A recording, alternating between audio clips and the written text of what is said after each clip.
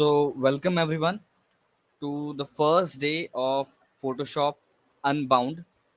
Okay, uh, I guess everyone are here to learn new things and also to enhance their skills using the best way in photo editing.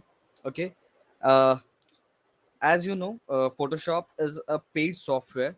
Okay, so basically, in this event, we would cover up all Photoshop related stuff with alternative software called Photopea, which would be a totally free software, so that each and every attendee should able to learn each and every skill which would be taught here in upcoming 5 days.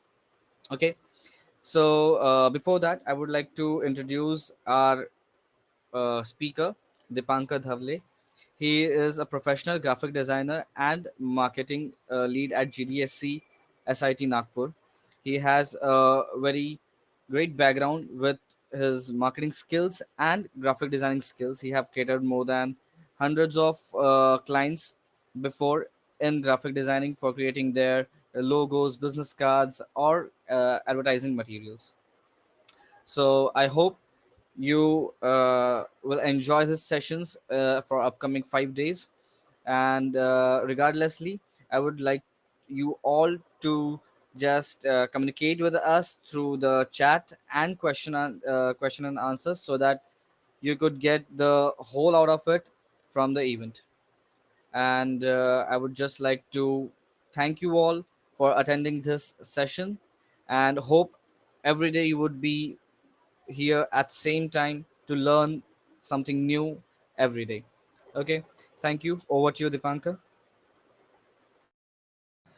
Thank you for the introduction. I guess we are around 7:40, so without wasting much time, we can definitely start. I guess the people who have to join will join with their time. So can we start now? Yeah, yeah. Thank you. So बहुत हो गई formality. Photoshop के साथ शुरू करते हैं. Basically I guess सबसे पहला क्वेश्चन जो सबके माइंड में होगा कि हम फोटोशॉप कहाँ से लें या हम फोटोशॉप यूज़ कैसे करें, हमारे पास फोटोशॉप है नहीं. And importantly, the major problem here is Photoshop is a paid software, and we don't support piracy at GDSC site in Nagpur, so we won't be forcing you or enforcing you to download anything related to a software. Even though if you have Photoshop installed on your devices, you can definitely tally the things that I'm teaching, and you can definitely use it in your own devices. So what we will do alternatively is we will be using a website. Now, yes, Photoshop is available online without any resources to be used. We will be using a website called Photopea. Photopea is an online version of Photoshop. Um, it is very light. Photoshop is very consuming. It consumes your assets. It consumes a lot of your device's power. Photopea is an online platform, and it is an exact replica of what Photoshop is. And this is what we will be using to learn Photoshop. You can implement everything that we learn here, and you can implement everything that we see here, every tool, every asset that I give you, to implement yourself in Photoshop if you ever get a chance to download and use Photoshop. So it will be the same implications, the same applications that you will see here. But before starting with Photoshop, let's see what Photoshop is used for, how you can use Photoshop in different use cases, and what is basically Photoshop. So Photoshop, for those of you who don't know, is an image manipulation um, software. It is a graphic tool. Now, what is a graphic tool? So anything that helps you design graphically sound information is a graphic tool, Corel Draw is a graphic tool, Photoshop is a graphic tool. So all these softwares help you in designing graphically sound, informative images, um, anything depend ranging from logos to web design to UI UX to editing to photo manipulation to digital arts. Everything is a way of conveying information through graphical means, and all these softwares help you design and implement your ideas in reality. So Photoshop, as we all know, we've all heard it for years and years and years. You've seen it in photo studios, you've seen professionals use it. It is something that has no limits. Photoshop is endless. It's just like art, actually.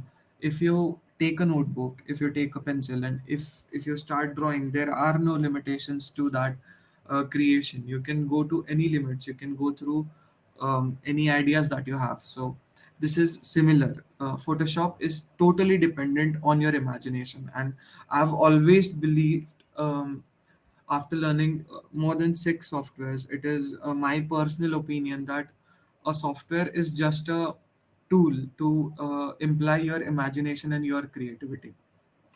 Software is just a limitation of learning. You can easily learn a software within a week, or at most, if you give all of your dedication, within a month. But other than that, after that, it is all that your imagination can sustain. It is all that you yourself can create. So let's see what Photoshop can be used for. So firstly, photo editing, we all know, हम सब ने देखा है social media पे अजीब अजीब photos लोग बनाते हैं गमले में सारा and all. We've all seen those crazy manipulations. तो ये सारी चीजें, but rather than that crazy manipulations, we can always focus on good things. जैसे creating blur backgrounds in normal photos, जैसे color grading normal photos to a more moody, a more dark type of tones.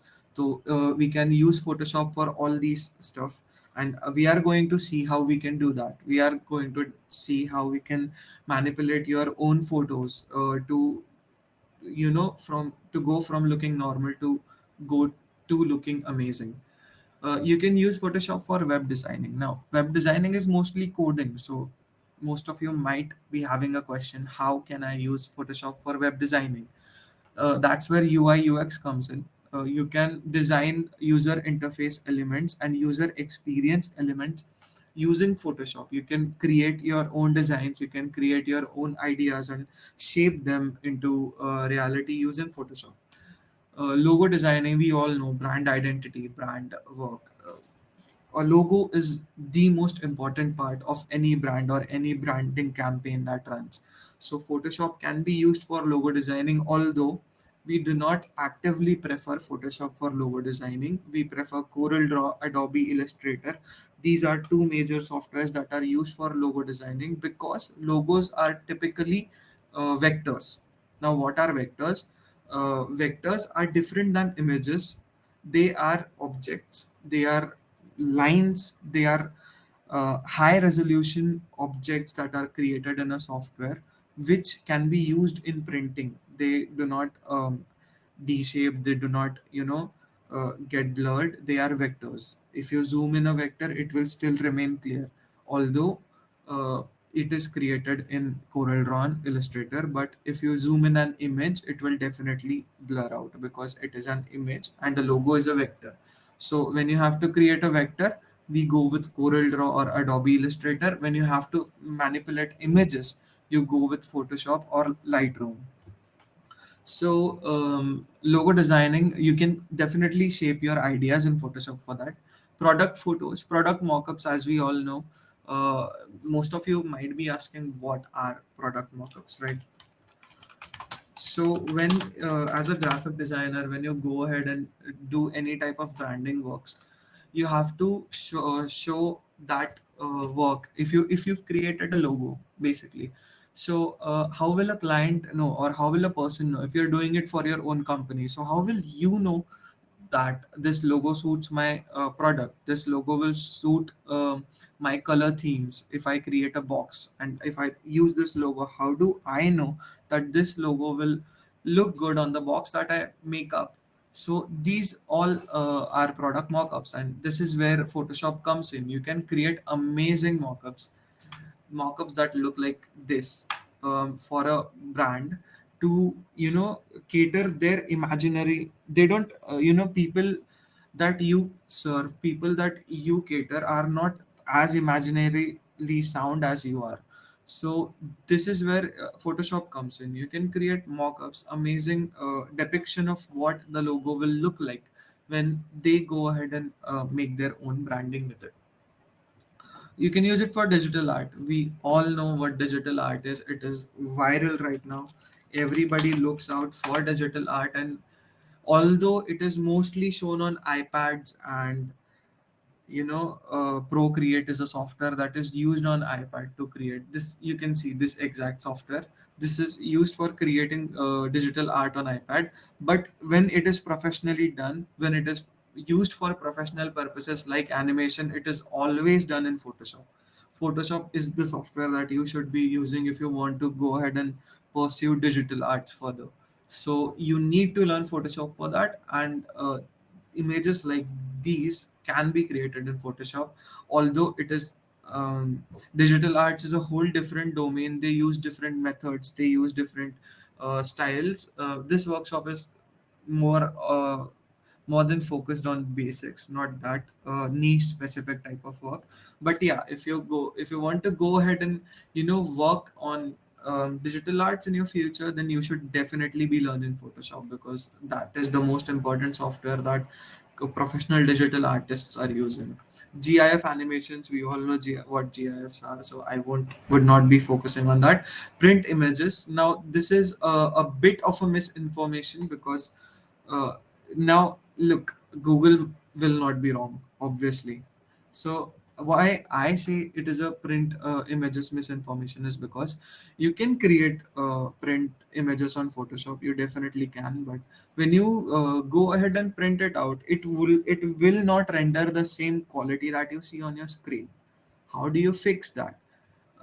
I just told that we use objects, we use vectors for that. So for print stuff, for printing stuff, for printing images, we use Corel Draw and Adobe Illustrator.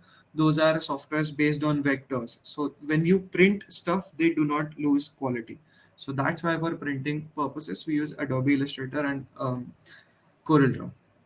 Social media images, we all know, we all use social media images, and we all see good edited stories, we all see good edited post, brand posts, your personal posts, all the influencers celebrating their 1 million in amazing graphics. All that can be done using Photoshop. There are a million more uses of Photoshop, but we will be focusing on very basic and very niche specific uses of Photoshop, as we do not have much time. It is 1 hour, 1.5 hour every day, and it is for just 5 days. So if you go ahead and calculate it, is less than 10 hours. So we will be learning basics, but I am sure with all of you being so interested in this stuff and showing so much interest, attending actively, I'm very happy to see you all here, and I welcome all of you to Photoshop Unbound. So let's start. I would not want you to open Photopea as of now if you do not have another monitor in front of you, because that would not be ideal for you to tally all the stuff that I'm telling. From tomorrow, when we go ahead and start doing actual stuff on Photoshop, or let's not call it Photoshop, let's call it Photopea. We need to give them their credits, right? So when we go ahead and start doing stuff on Photopea, then I am sure you guys will go ahead and do it with me. So let's get introduced to this home screen firstly. Um, let's focus on the panel that we have on our left right here. So this is home. Now, what is home? We all know, where everything meets, where you start. A a section of any software where you go ahead and start your journey doing or making whatever stuff that you're making. So that's what home is. Now other than that, this device, now this this device helps you pick up a specific folder in your device that you want to work with. As you can see here, if I go ahead and pick up a folder that I want to work with, this tab will help me do it. Other than that, everything that you see here are assets for you to help load the stuff that you want to work on. Google Drive, shared drives, private folders, OneDrive from Microsoft, Dropbox. All these are storage options that you can store your projects to, or store images that you want to work with in these storage options, and you can access them from here, right? So coming on home page, Illustrator, and you save it, it saves with an extension .ai, just like when you download a music, any song, it saves with an extension of .mp3. If you save a video, it saves with an extension of .mb4. So similarly, when you save a file from Adobe Illustrator, it saves with an extension of .ai. If you save with any file using Photoshop, it saves with an extension of .psd. If you're importing an PDF, it will save with .pdf. So you can, these are all the supported file formats that this particular website can support. Imagine that an online website, that an online user interface can actually render out images and can actually help you make images without even downloading anything on your PC. It is just using its own resources, and it is helping you create images what massive softwares are making. So these are all the file formats that this particular website can support. Raw is when you take an image. So imagine you're clicking an image on your phone. So it goes through a lot of processing. Your phone, your software processes it to an extent where sometimes Xiaomi or Vivo और Oppo वालों को तो पता ही होगा कि वो काले से गोरा कर देता है, तो it goes through a heck lot of processing. And when you remove that processing, when you not do not have any processing on your images, that is a raw file. So that's what raw is. And if there are any other like jpg, jpeg, png, svg, TIFF. So TIFF is printable formats. So all these formats you can study about more, and you can learn more about them. But I would like to end the file formatting here. So focusing here, you can create a new project. You can open a project from your computer. You can use templates, or you can just drag and drop files here. These are the options that Photopea gives you to start working on a project. If you guys have already done this stuff, like if you've installed Photopea on your PCs, you can go to search bar and you'll get this application Photopea, and when you open it, it will open up in your PC just like an application. And for those of you guys who are still on your website, you can see it is 100% similar to what it is on the website.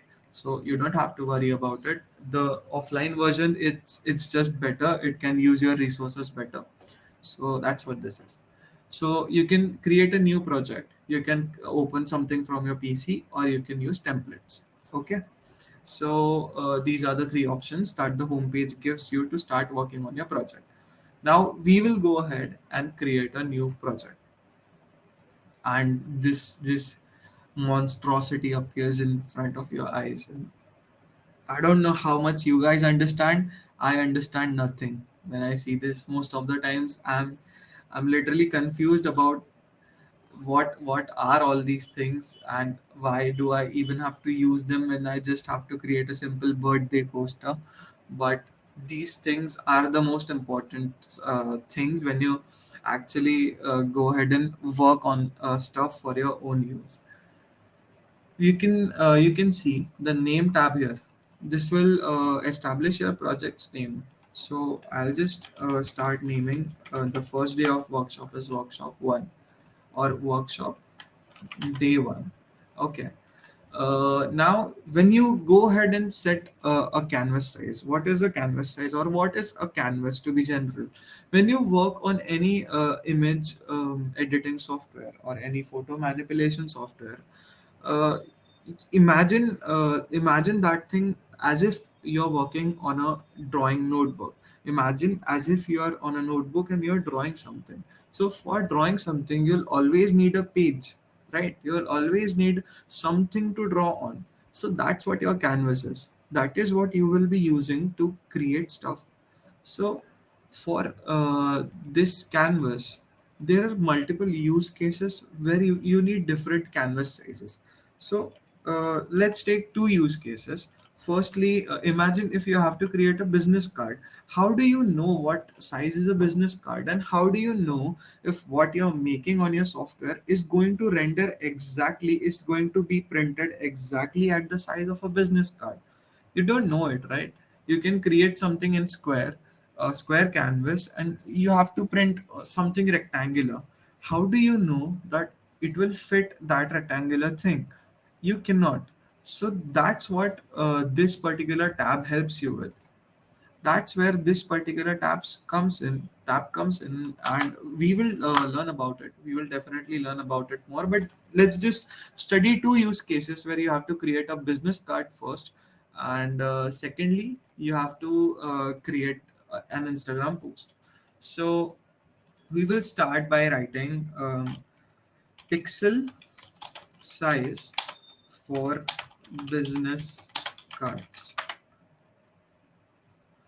Now I get some random numbers right here, and I don't know what those are, but we will be learning about them. And another thing that we will be learning, or the second use case that we were going to see here, is pixel size for Instagram posts. Now, if any of you are familiar with Instagram, which I'm sure 100% of you guys are, most of the posts that you see on your devices are square in shape on Instagram. So that's what we will be looking at out here as well. As you can see, this is some random numbers. How do you know what these are? So always remember, the number written first is the width of your canvas. The number written second is your height for the canvas. So 1050 pixel means 1050 pixels line sideways.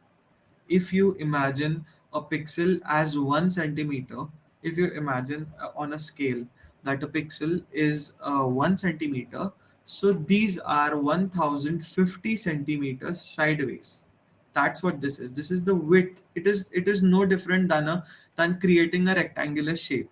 You're seeing this pixel, and this looks like it is something complicated, while it's not. It's really not. You can imagine this as centimeters, and it becomes really simple. Imagine a rectangle. This is a rectangle. This is your width, and this is your height. You can use inches, you can use pixels, you can use centimeters, you can use anything that you want, any dimension that you want, any metric system that you want. But focusing on pixels right here, because that's what we have as our first option, you can see that 1050 pixels into 600 pixels. Let's not focus on pixels. Imagine these were centimeters. So this particular rectangle is 1050 centimeters wide and 600 centimeters in height. That's what this is, right? This is 600 centimeters in height and 1050 centimeters wide. So this is basically how you create your canvas size.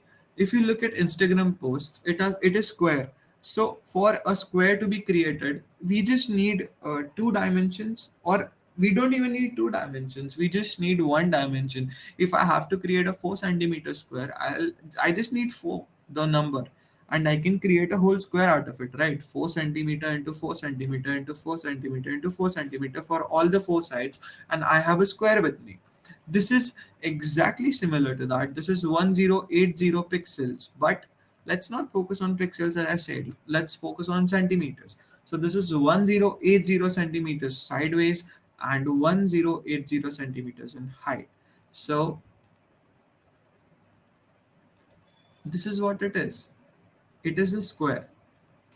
As you can see, it is a square. If you do not focus on these white user interface that Instagram gives, it is just a square that is 1080 pixels wide and 1080 pixels in height. Here it is 1080 pixels in wide and 608 pixels in height. Here it is 1080 pixels wide and 1350 pixels in height. Always remember, width into height is what it is, and it is what the sequence uh, these guys use for mentioning anything related to canvases. So I hope it is clear with you guys. If it is, can you please drop plus ones?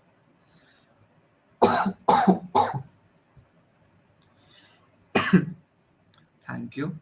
Now, since we've got that concept of width and height clear, we can see here, we see width, we see height. So I hope you guys can relate there. But let's not focus here.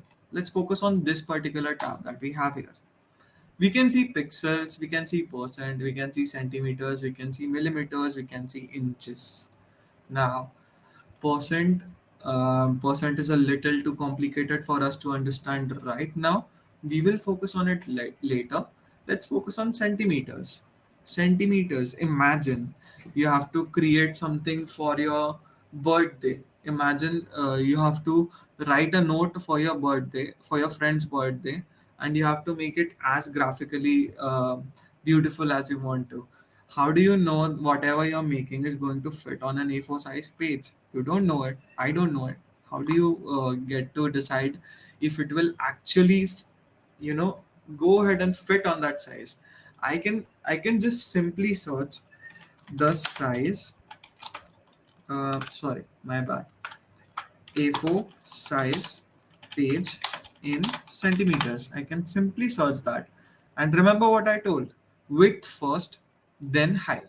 So I can see it's 21 centimeter wide and 29.7 centimeters in height. It is 21 centimeter wide and 29.7 centimeters in height. Let's just try doing something here, right? Let's just see if we can get an A4 size page. We will write 21 centimeters here and 29.7 centimeter in height. Let's just go ahead and make it. And I'm making sure that it is centimeters here because we got the size in centimeters. Let's just create. You have an A4 page. You exactly have what an A4 page looks like. You don't have to worry about stuff, if it will fit on your page, if it will go ahead and possibly ruin what you made. It will not, because you are working professionally with the exact sizes that you have to create, that you have to focus on and make your own creative dreams possible. So this is what an A4 page is. This is what an A4 size page is. And if I go ahead and make something out here, I'm 100% sound mentally that whatever I spend my time and energy on will go ahead and look amazing on whatever I'm creating in physical world, or in personal means, by printing that particular page. So this is how you use the size tab, right? So there's centimeters here, there's millimeters here for anybody who wants to work with millimeters, but it's just too hectic to work with millimeters. I suggest you guys to focus on centimeters, inches, and pixels. You can ignore percent and millimeters as much as possible because those guys are really hectic to work with. So I hope you guys understood pixels. I hope you guys understood centimeters, and inches will definitely work the same. If I have to create a square for something, I don't know, whatever use it is, and I want it to be 2 inches into 2 inches. I want it to be exactly square, and you can see previews here, right? If I go ahead and make it 2 inches into 8 inches, imagine it is 2 inches wide and 8 inches high. This is what it will look like. These are all previews that you have here. So, you know, I just want you guys to think that how amazing this particular software is, because it is light, it is working online, and it can still provide us with so much functionality. So, coming back to the topic, we just have to make a square that is 2 into 2 inches. I'll create that stuff, and here is my square. It is exactly 2 inches wide and exactly 2 inches high. So that's how that stuff works. So I hope you guys understood pixels, centimeters, inches, millimeters will work the same. Percent will focus on it later. Now DPI. DPI is your resolution. I hope you guys are familiar with resolutions. You have your TVs. You have 1080p HD TVs. You have 2K TVs. You have 4K TVs. All these things are resolutions. Resolution is how many pixels you have per inch. Resolution is how clearly you want your image to be displayed, or your image to be printed. So that is where DPI comes in. It is the resolution. It is pixels per inch. The standard DPI that is used almost everywhere is 300 DPI. But while you're working on something personal that is not too heavy, I suggest you work with 700 DPIs, because it will render your work really clean and really crisp. So this is pixels per inch. Pixels per inch, basically imagine this square was uh, a square which is an inch wide and an inch in height. Imagine this was this particular square. So I'm telling this software that make a square that is an inch by inch, that is 1 by 1 square, that has 700 pixels inside it. That is what I'm telling this guy, this software, that when you create my canvas, make sure that in every inch that you create in that particular canvas, there are 700 pixels lined in that canvas. So whatever I create will remain clear and crisp. So this is what DPI, this is what pixels per inch. It changes whatever you're making.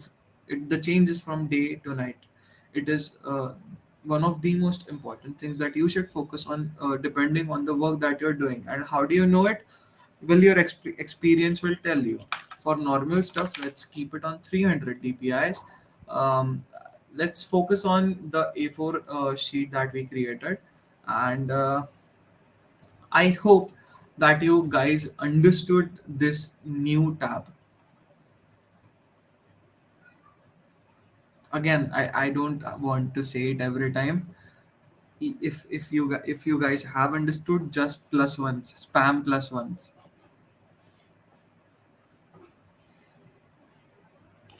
Okay. uh, Below here, it is also one of the most important parts of a software. As you can see, these are presets. These are pre-declared canvases that you can use for your applications. Now, how many of you really want to go on Google and search what is a A4 size, what is A3 size, and copy those numbers and type them down one by one and make sure that you're getting exactly what you want? You don't want to be doing all that. You just want to access this preset panel here. You have all the stuff that I said for social media: Instagram post, Instagram stories, YouTube thumbnails, everything that you could possibly need is right here. Twitter profile, Twitter headers. So everything is listed about here. Then you go on print, you have different page sizes: A4, A3, A5, B3, B4, B5. Business cards, as I said, 3.5 inches into 2 inches. Ledger, letterheads, everything is listed around here. Photos, different photo aspects that you can use to create your canvases. Other than that, screens, as I said, resolutions, pixels per inch. So That's what this is. 4K resolution, UHD, 2K, full HD, everything. Mobile, different mobile versions, so that you can make sure that whatever you create fits exactly on for the device you're working on. So different versions of different mobiles, mostly iPhones. I guess most of you are rich. So, and ads, different ads, small squares, squares, everything that you want according to your use case. These are all the presets that you can use, pre-made presets for you guys, so you don't have to work hard. So that's the new tab for you. That is DPI is 300 pixels per inch more clear or 600 pixels per inch more clear. Okay. Uh, Great question. Thank you for asking. I really appreciate the question. So if you guys give me just one moment, I can explain the DPI part a bit better.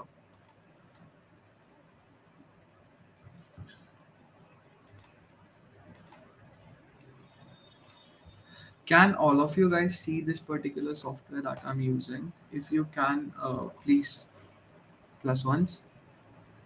Yeah. Thank you. Thank you. Thank you. So imagine, guys, I have two squares, okay, which are 1 inch into 1 inch, right? Imagine I have two particular squares, which is 1 inch into 1 inch. So, and I'm sorry for my absurd drawing, but it is done digitally, so I cannot help it that much. So it is 1 inch into 1 inch, and it is 1 inch into 1 inch. Let's label this as 300 dpi, that is pixels per inch, and let's label this as 700 dpi, that is pixels per inch, right? Now I want you guys to imagine pixels as miniature squares, right? I want you guys to imagine pixels as really, really small squares that help you display an image. Imagine you were to display an football. So a football might possibly look like this or close to this, I don't know. So imagine this was your particular football. So how do you display it? Imagine that there are about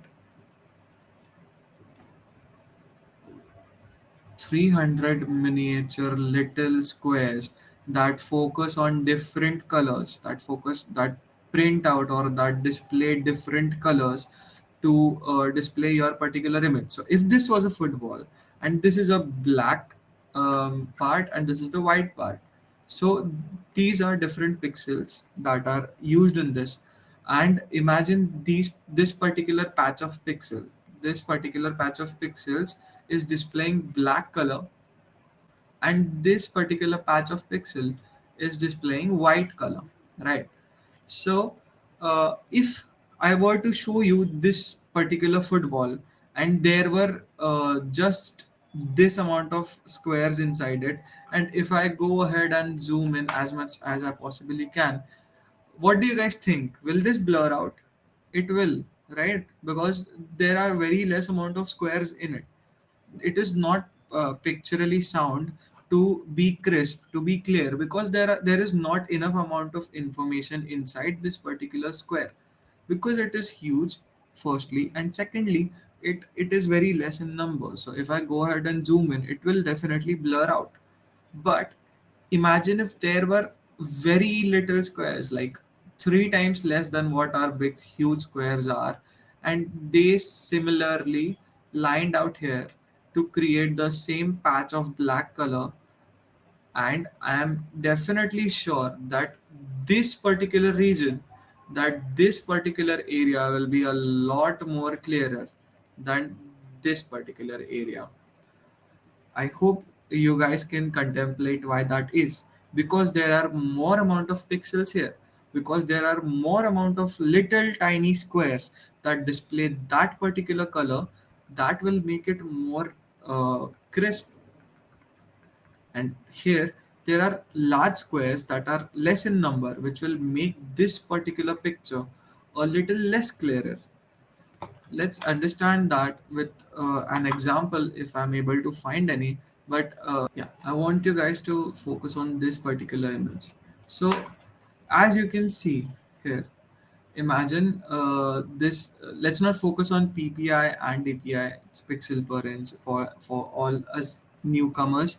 It is the same for me and for you as well. It is the same.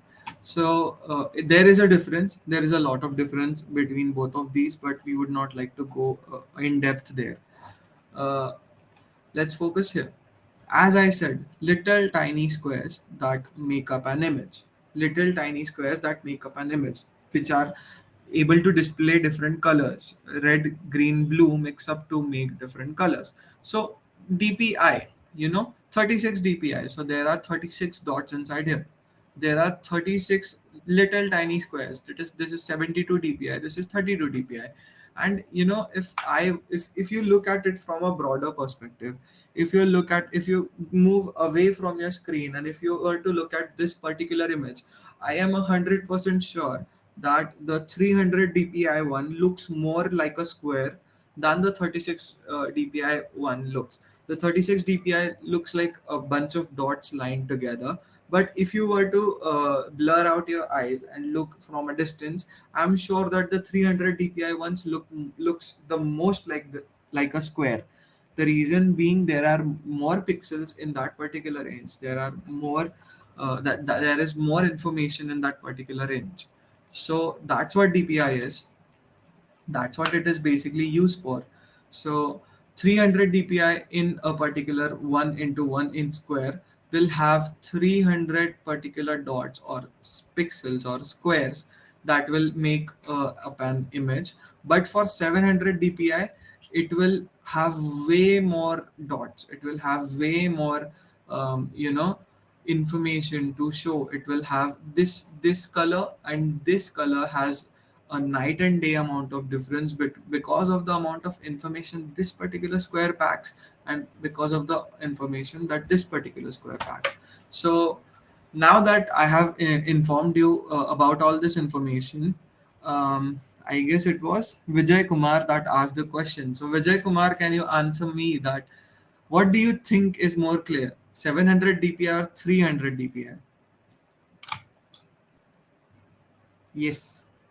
So more the amount of DPI, more the number of DPI. Very nice. I don't have. I usually give out chocolates in my sessions. I'm sure I'll give it to you in the college. So the more the amount of DPI, the more clearer, the more crisp your pixels will turn out. But don't go overboard with it. It can easily crash your systems. It can easily make your images worse than better. So do not go overboard with it. It is not what you want to do. Do not make it 7,000. Do not make it 10,000. It is not what you want to do. You just want to keep it from the range 300 to 700. Optimally it will be 300, but for your own personal uses you can go till 700. Do not exceed that. It is not good for your systems. So now that I think you guys can all access your panel, which is an A4 size page, and 100 different options that you see here. So let's just start from the top. Let's just start from the topmost corner that you have going around here. So firstly, you see the tab file, right? You see the tab file. Now, I guess all of you have used Windows, uh, Microsoft Word, right? Most of you guys have used Microsoft Word. So there is a file tab out there. So what does file tab do? When you are creating a Word file, it usually helps you create new Word files. It usually helps you open new Word files. It usually helps you save, export, save as PDF, decide save location. So that's what file does. Similar objective is served by the file tab here. It helps you create new new canvases. It helps you open different images or different assets that you want to load into your photopea. If you want to save something as Photoshop document, I told you PSD is Photoshop document, .psd is Photoshop document. So this tab will help you save stuff as Photoshop document. It will help you export stuff in different file formats, PNG, JPEG, and everything. We will talk about them, but it will help you export. It will help you directly print stuff to your printer, And there are different things that we can see here, which we will talk about later as we learn about different stuff. Export layers. What are layers? We will learn about layers. Export color lookup. What is color lookup? What is color grading? We will learn about that. So let's not focus on the bottom panel here. Let's focus on everything that we see above it. Print, we all know. Export as PNG, JPG, WebP is used for websites or HTML. It's online stuff. PDF, SVG, GIF, MP4. There are these many options that you can go ahead and print in. But I'm sure that most of our life we are just going to play with these three options. So yeah, that's what export as does, and that's what a file in general does. It will help you create something, open something, and export something. It is simple as that, and print something. So from file, we move to edit. Now, editing anything, as we all know, we edit a lot of stuff in our lives. So editing something is changing something, is making something better or worse, but we make changes in it. So that's what edit does. It will help you undo something. It will help you redo something. It will step forward. It will step backward. All these are self-explanatory actions. Self-explanatory actions. Pardon me. You can copy something, you can paste something, again self-explanatory. You can fill in something. Now what is fill? You can fill something. I have filled the whole canvas with red color. You can go ahead and choose different colors, but you can fill something with anything that you want. You can choose custom, you can choose color. I can go ahead and make it blue if I want, and I will fill it and my canvas will turn blue. So what fill does is it will help you fill in something. If I were to create a square around here, I will teach you guys how to do that. But just for an example, if I were to make a square around here and I were to fill it down, it will get filled. That's what fill does. What does fill does in your life? You're filling your if you're filling a bucket, you fill it. You put something inside it until it's full. So that's what fill does. It will fill anything that you give it to be filled. So that's what fill does. Then stroke, we will learn about stroke later. It is basically um,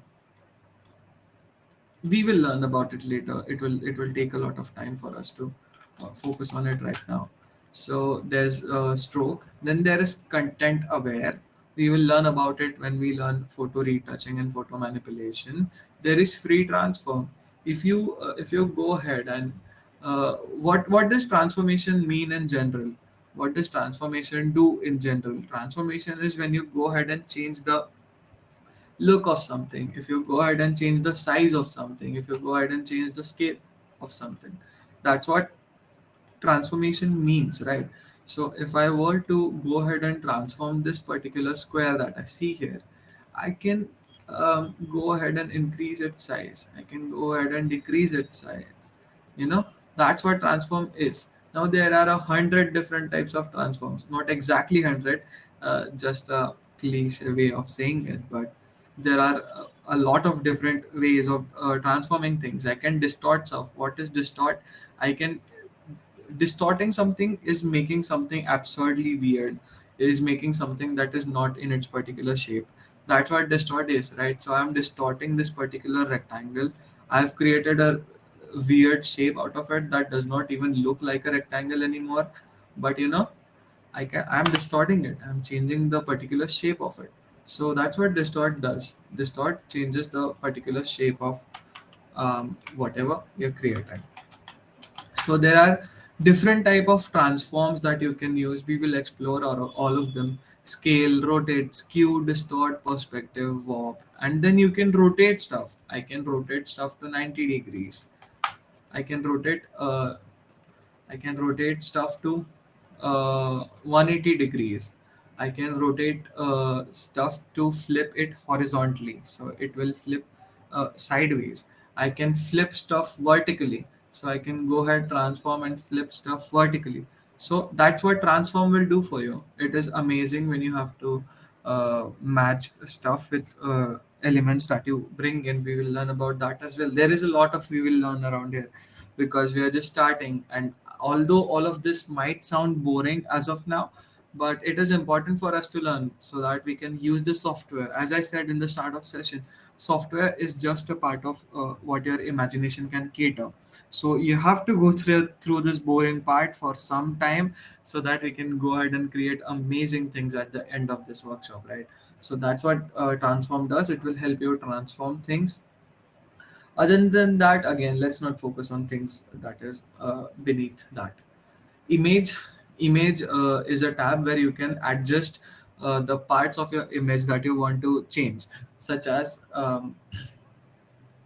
brightness and contrast, levels, curves, exposures, vibrance, hue saturation, color balance, black and white, and all these different options that you see here. That's what image and adjustments have. They help you cater all these different adjustments that you can do that to your image.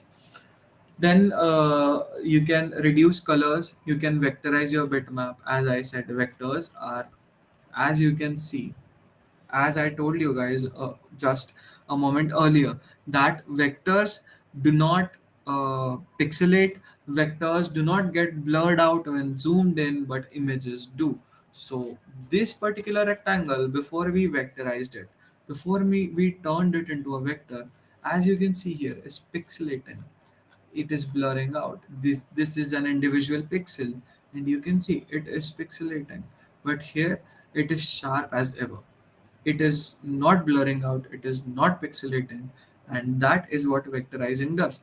This is a vector. This does not blur out, this does not pixelate. And imagine you're creating a logo. You don't want your logo to get printed like this, right? You don't want your logo to get printed like this. It should be like this, crisp and clear.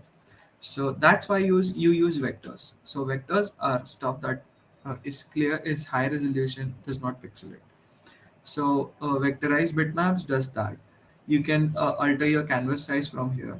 You can transform again, but this is a very limited form of transform. You can rotate, you can flip horizontally, you can flip vertically. This is a very limited type of transform, I'd say. You can crop stuff, you can trim stuff, and let's not focus on stuff beneath that. Layer layer uh, coming to layer, you can add new layers. We will study what layer is, and we will study this particular tab when we study what layers are. Okay. Select, we can select stuff, we can select everything that is there in this image. We can deselect everything that is there in this image. And also remember that there are these shortcut keys that you can use. I personally do not focus on shortcut keys as much. I use them, but when I am learning or when I'm teaching someone, I do not focus on shortcut keys, because that will not help you learn what you're learning. It will just help you do something in a short time. So I do not focus on shortcut keys that much. You can, this is a feature particularly given by Photopea. You can remove background from your photos. So I'm sure most of you guys gonna use that. You can remove background from your photos. And let's not focus on stuff beneath that. View is what you see here. This is your view. This is what you can see. View is what you can see. So this is view. You can zoom in, you can zoom out, you can fit the canvas exactly to the area that you're working in. You can move it pixel to pixel, and there are a lot of things that you can do. You can try it out yourself. You won't be using it that much. Window is how your working space looks. This is your window of working, and you can alter it from here. If you need brushes, you can add brushes to your. This is your properties panel right here. If I were to use a brush, I can access the properties of brush from here. If I were to write text, if I were to write something out here, this is where I can access the properties of my text. Right. So this is your properties panel. We will learn about it way more when we go ahead and start working with Photoshop. So this is how you manipulate your window, and more is for you guys to explore, because there is nothing in it. So more does not have anything. It just has a basic stuff like themes, languages. You can change themes from around here. So yeah, you can do all that. So I hope that this whole panel is clear to you guys. I was a little fast, because as you work with Photoshop, you will go ahead and learn it yourself. So I just gave you an overview of what this was. So I hope I was clear with this. Thank you. And just so you guys know, the regular sessions won't last this long, but since this is our introduction, I have to elongate the session a bit because there is a lot to say, and there is a restriction of time around here. So if this goes till 9 or 9:20, please do not get upset. I'm sure you guys have to eat food, and I'm open if you take the plate of your food and sit right here in front of the screen, and rather than watching YouTube, just watch me, and I will be thankful than ever. So yeah, you're open to do that. There is no problem with that. Let's come on the second row that we see here, right? This is where you can access all the properties of whatever tool you're using. If I'm using the shape tool, I will get different modes of using the shape tool. If I use lasso tool, I will get the different options for lasso tool. If I were to use brush tool, I will get the different types of brushes that I can use, the different opacities, the different blend modes, everything, every option for every tool that I use is listed right around here. है ना? So that's how you can access the tools and their properties. This is your property panel. As I told, everything that you use, every tool that you use, you can access the options from here and the properties from here. It's almost similar, the use case is almost similar, but this is a bit less detailed, and here you can access a lot of things. You can access a lot of dynamics that you cannot do in this particular simple bar, right? Then if you come here, this is history. This is everything that you do. If I were to use the pen tool, and I use the pen tool right here, this is I use the pen tool, right? So this is what this is. This is history. This is step by step recollection of whatever I'm doing. So this is history. It will help you recollect whatever you're doing with your stuff, because most of the times we make a mistake and we move forward. We make a lot of stuff after that, and then we can't remember where did I make this mistake? How long do I have to undo, or how do I make this mistake? Corrected. So that's where history comes in. You can use this history tab to um, undo your mistakes. Everybody does mistakes. I do, you do. So yeah. Other than that, this is layers panel. Now I feel that layers are the most important things to understand in Photoshop. So I am going to make sure that I address layers in tomorrow's workshop, as this is the most important part. I would personally say that the most important part to understand in Photoshop, as this is going to help you learn Photoshop and how to manipulate things, how to create amazing visuals using layering. So we will learn about layers into it is a I have given this particular topic a whole day because that's how important that is. Now we've learned about layers, we haven't learned about layers, but we have an idea. Let's just take an overview of what layer is. So imagine if you're working on if you're creating something that is in a 3D painting that you have to stack. If you're creating a poster that is 3D in nature, you have to stack elements above each other. So there will be a base layer, there will be a background, right? So that's what your background is. Then you go ahead and stack something above it. If you were to make a forest, then you will stack trees above it, right? You will go ahead and stack trees above it. So imagine this is your background, this is your white color background. Now you just went ahead, you decided to slap trees around there. That's what you wanted to do. So you go ahead and slap trees around there. So let's just go ahead and make trees. This is your second layer, right? This is what we will be doing. Secondly, we will be going ahead and adding trees. So I go ahead and add trees, and I'm using shortcuts here. You will learn how to use that. Don't worry, I'll teach everything. You won't go without anything or wasted knowledge. So, yeah, we go ahead and make a tree.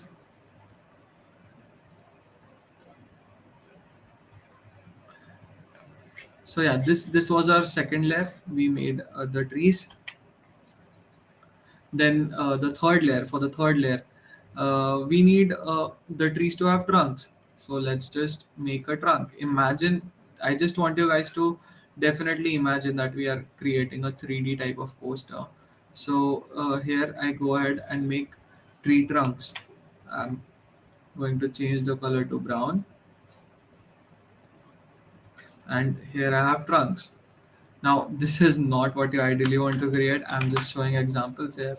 So yeah, that's what layering is. I created trees, then I created, trunks of these trees. Then I want to go ahead and create birds. So that will be my third layer. I will go ahead and create birds. So this is how layering works. That is all what layer is. There is nothing complicated to this. This is all what layer is. It is stacking elements above each other. You stack trees first, then then you stack trunks, then now you are stacking birds. So that's what layering is. It is stacking elements one on top of one another, but it is extremely crucial. And why I say it is because when you are manipulating images, this plays a lot of role in your manipulation. So make sure that you pay attention when we learn layers. Coming to the tool section here, this is what you'll be using to create anything in Photoshop, right? So this is the yeah, another thing, if you go ahead and float your cursor on the top of any tool, it will tell you what tool that is, so you don't have to remember everything. It will definitely tell you what it is. So this is just use this particular cursor icon. You select that and you can use it to move stuff around. That's all it does. It moves stuff around, right? But it is very important. You can create shapes with this particular tool. There are different shapes that you can create.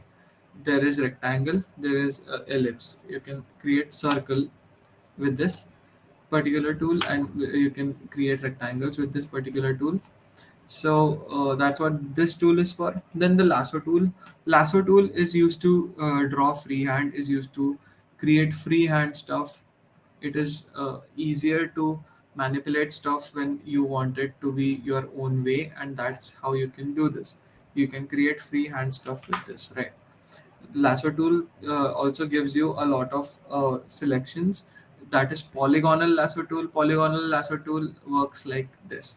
It works with lines. You can go ahead, create lines as much as you want. You can, if the structure is more edgy, it is made up more of lines, then you can use the polygon lasso tool to create lines and trace that particular object. We will also learn about this in for the sections. Then there's the magnetic lasso tool. It pre-identifies the stuff that you've created, and it does its own work. You don't have to insert a lot of brains into it. It will automatically trace a lot of boundaries and create a lot of stuff itself. So yeah, that's what the magnetic lasso tool does. Magic wand tool, we will learn about these tools when we go ahead and learn photo manipulation. These are used in selecting objects, but we majorly use pen tool to select objects. This is crop. This will help you crop an image as much as you want and as you like. So this can help you crop your canvases. But remember, whatever you crop, it will whatever layer that you have selected, it will crop that particular layer. Like I have trees selected, so if I go ahead and I were to crop the trees, it will crop the entire canvas. So that's what it does. It will crop the entire canvas and not that particular object. So that's what crop tool does. Other than that, this is the eyedropper tool. Let's not focus on it. It is not that important.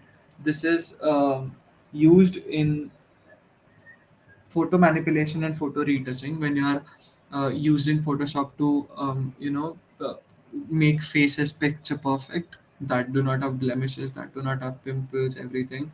Spot healing tool helps you with that. It will help you create fine skin. If there was a face there with a pimple, I would use this spot healing tool to go ahead and make the spots clearer. The brush tool, as it suggests itself, it is a brush tool that brushes. You have different types of brushes. You have a soft air brush that is like somebody if someone has used can spray, so this is like a can spray. There are a lot of different brush tools, and I want you guys to explore. I won't be telling everything. I want you guys to explore all these different tools by yourself, right? The clone tool, now clone tool is really really interesting. I absolutely love this tool. So what clone tool does, what is cloning? We've all heard the stories about that particular sheep that got cloned, right? So cloning is creating an exact copy of something. So that's what clone tool does. If I press alter will select the particular part that I want to clone. So imagine I want to clone this tree here. So I will select alter. I will click here. So it will select my particular cloning part, and then I will select this particular part, and it will clone the stuff that I'm cloning, whatever the stuff it is that I'm cloning. So this will do that.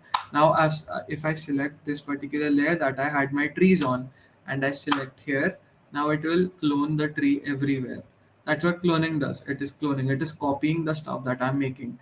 Now I know it is a bit confusing, but we will learn about it. We will learn all these tools. This is just a showcase of what these tools are doing. So clone tool clone stuff, it copies stuff. Other than that, this is gradient tool. What gradients do, we all know what gradients are.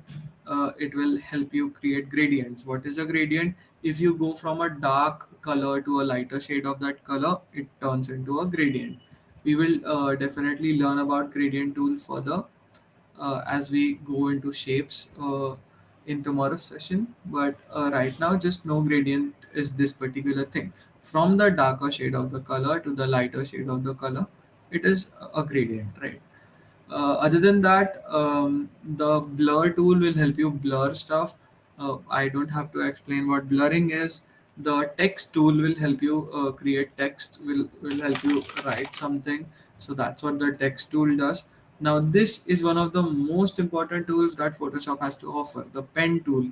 The pen tool will help you a lot in selecting stuff, in creating shapes that you want, in um, when there are complex objects that cannot be selected directly, the pen tool will help you selecting those objects that you further can use in your manipulations and your images.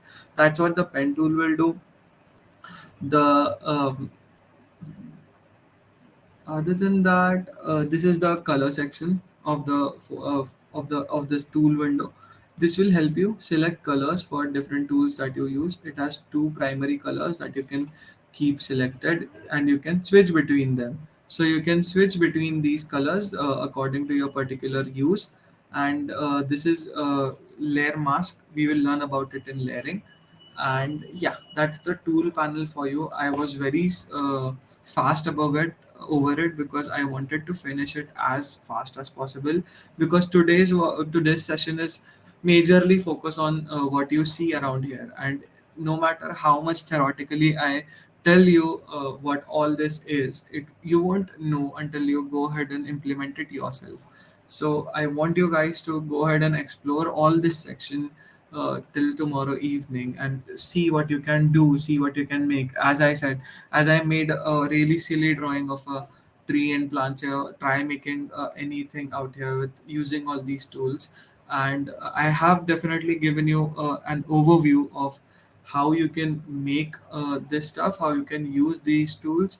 But yeah, we will learn about it as we go ahead and progress further. But as of now, this is the overview of everything in Photoshop. Every tool that you can use, not every, but everything that you can visually see and use in Photoshop. So yeah, with this particular thing, I conclude today's session as the basics of Photoshop, as understanding the visuals, as understanding the tools, as understanding the options that are given in Photoshop, or Photo P to be honest. Yeah, yeah, definitely. We can go over the cropping part. So imagine that I were to import something, right? Yeah. Imagine I were to import this particular image in my canvas. So I can go ahead and select this layer. I can control C. That is, I can copy this particular layer, and then I can go on my see these all these different images that I open here on the top. So I select this layer, I control C, that is I copy it, I come here on my canvas and I paste it. Right, it is pasted now. It is huge. I don't know how huge it is. I told you guys, if you want to go ahead and resize something or change the size of something, can anybody tell me what you will use to change the size of something?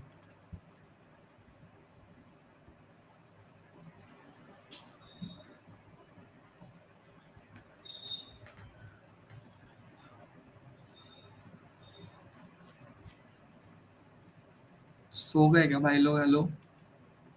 Yes, yes, transform. Good. Transform is what we will use to change the shape or size of something. So we will go to edit, that is we will be editing something. So we will go to edit, we will go to transform, and we will select scale. So then we can transform this, we can increase and decrease the shape of this particular image. So I go ahead, I decrease the size of this image, I move it, and there I have it in my particular canvas. I can use alter, right? I can use alter and the scroll on my mouse. I can use the alter and scroll on my mouse to zoom in and zoom out, right? I can use control and scroll on my mouse to zoom in and zoom out. You can try it out yourself, it's fun. So I have this particular image here. Now imagine how we created the canvas with 300 dpi. See, this image is blurred because my canvas was only 300 pixels per inch, whilst it is way clearer here because the resolution is more. So that's how resolution works, right? So I have pasted this particular image here. Now all this other part of the canvas is useless, it is of no use to me as I want to work with this particular area. So I can go ahead and also you can use the scroll button, you can press it, right? You can press it. I'm not scrolling over it, I'm pressing it to move my canvas around like a hand. If I was drawing, I would use the hand tool to move my sheets around. So that's what this is doing. You can press the scroll button to move stuff around. So you go ahead, select the crop tool, which is right here, right? You can see this is the crop tool. I go ahead and select the crop tool, then I crop the image or the canvas exactly to the size I wanted. I don't want the whole image. This, it's useless for me. My image is only the part that I want to keep. So here you can go ahead and see that the part that I wanted, the only part that I wanted, is now cropped. So I hope I made the crop part clear. Sunidhi, I hope you understood. Thank you. Any other questions, guys? You can drop any of your questions in the Q&A section. I'm really free to answer those. Yes, you will be getting the session recordings. Um, yeah, you can. You will be getting the recorded sessions, but not immediately. You will be getting the recorded sections after the workshop is concluded. That is 26th of August, because this is exclusively for attendees. This is exclusively for people that come here, show the effort, and get to learn. So we do not want to dilute that, so we will keep it exclusive for you guys at least till the workshop is over, and we will only be uploading stuff after that. So yeah, this is that's your question, Shivam. Other than that, any other questions, guys?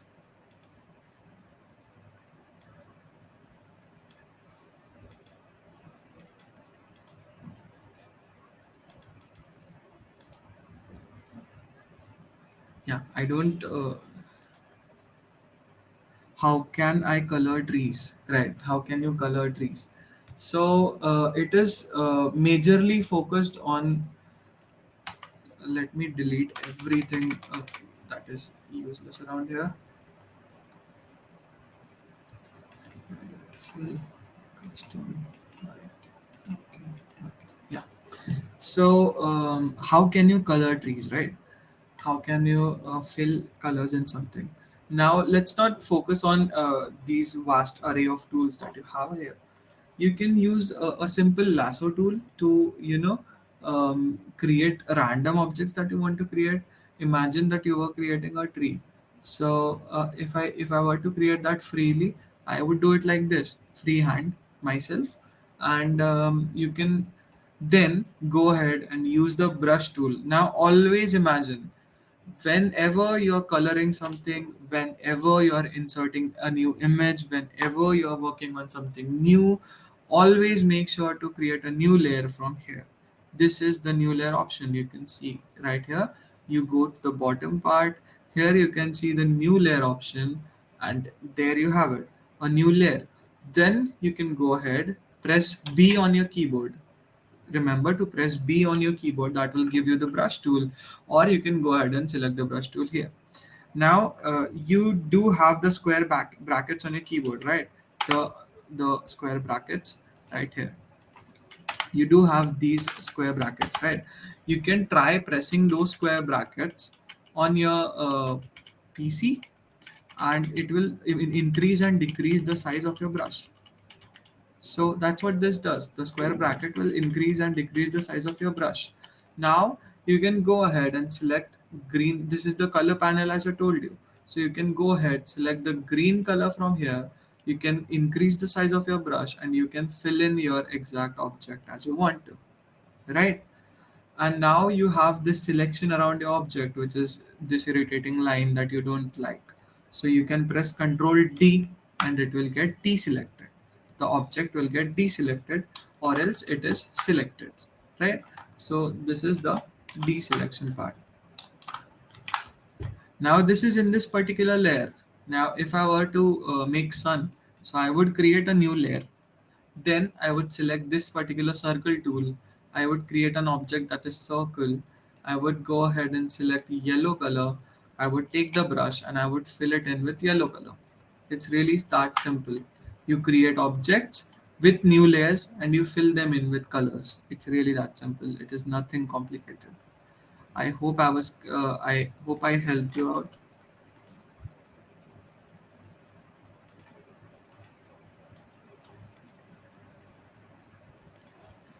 In terms of resolution, if I'm making a 4K template with the resolution of your monitor matters. No, the resolution of monitor is completely independent of the resolution of your canvas. What you see on your canvas will extremely be dependent on what is the resolution of your monitor, because the capability of monitor depends on its resolution to display things. But if you create something in 4K, imagine if you're creating something in 4K and your own monitor is HD, it is 1080p. So you will be seeing that particular thing in 1080p because your monitor cannot display in 4K. But for someone who has a 4K display, who can use the 4K resolution, that guy or that person, he or her, will be able to see that particular image in 4K resolution because you have created the canvas in 4K resolution. I hope I was clear.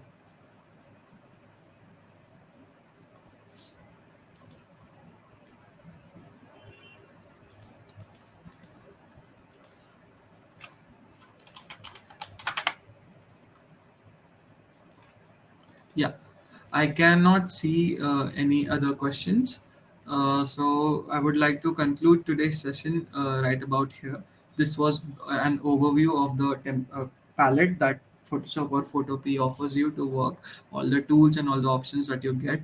So yeah, this is everything that you can use while you're creating something. This I know today's session was boring. It was not that interesting, but trust me, it will be fun from tomorrow as we start working with layers. So yeah, I would like to call upon Prathamesh to conclude today's session, and I'm extremely thankful of you guys to be patient and listening to me, and for following me in this session. I'm extremely thankful for you guys being here. Thank you. uh, your presence means a lot. Okay. Uh, Thank you, Dipankar. Thank you so much. Whatever you have taught, really, it was very helpful. Like, even I'm learning many things out of it. Uh, so, yeah, it's time to conclude the session, of course. And Okay, guys, really appreciated your presence, and thank you for your support. Thank you for your activeness throughout the session. Now, I would like to just conclude the session and make you guys aware that, as Dipankar told you, there would be a really great competition after this particular event ends, and it would be offline for each and every attendee who attends this workshop daily for 5 days and completes the tasks which would be provided, with the major task which would be provided on fifth day. Yeah, uh, Prathamesh, I'm yeah. sorry, I forgot to tell. Yeah, today's task for you guys is to create a basic picture, a basic drawing that you would like if you were 5 years old, and if you were to draw something on a page. Imagine if you're a 5-year-old kid. We've all made those drawings, right, Prathamesh? Yeah, Water, exactly. boat above it, two hills behind, and a palm tree. We've all made it, right? So I want all of you guys to do those, make a cool drawing like that, and share it. We will inform you on our mails about how to share it. I want all of you guys see 29 attendees are there, so 20 of them have already missed out on this task. So you guys have a head start in the final competition, and getting into the offline event. So make sure you do the task, do it great. There is no benchmark. I just want you guys to explore the tools and make something cool, whatever your imagination tells you. I'm open for aliens as well. Okay, so a cool task on your way. I hope everyone would just love to do this task. Can you repeat the task? So basically, Abhishek, the task is, think you are a primary school kid and you have to create something out of your imagination on a drawing page, right? So just create that thing on Photopea on a A4 size page. Okay, so yeah, you can use Photopea or Photoshop. It's totally your choice. If you have Photoshop, you can use, but for those who don't have Photoshop, as Photoshop is a paid software, you can use Photopea to complete your tasks and create your upcoming career with editing. And I hope all of you are now done knowing what exactly the task is. So I would just like to get a spam of yes. Yes, nahi, bhai, plus ones, only plus ones. Okay, okay, go with plus ones. Yeah, plus one. Okay, that's cool. That's cool enough. So thank you everyone. Thank you for Your time. attending attending this today's session and your time. We appreciate your valuable time, and hopefully we would also like to cater you tomorrow at 7:30 p.m., and hopefully we expect all of your presence more than today. Okay, thank you very much. Make sure Anything? make sure to tell your friends to attend if Exactly. it's interesting.